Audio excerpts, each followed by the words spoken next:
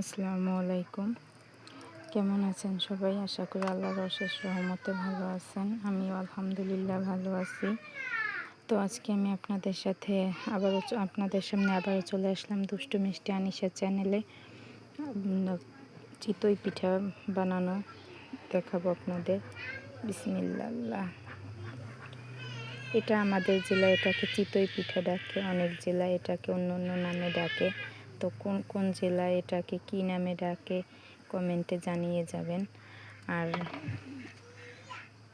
দেখেন, ছোট্ট সাজে গ্রামে সন্ধ্যার সময় আমরা এটা বানানো শুরু করছি।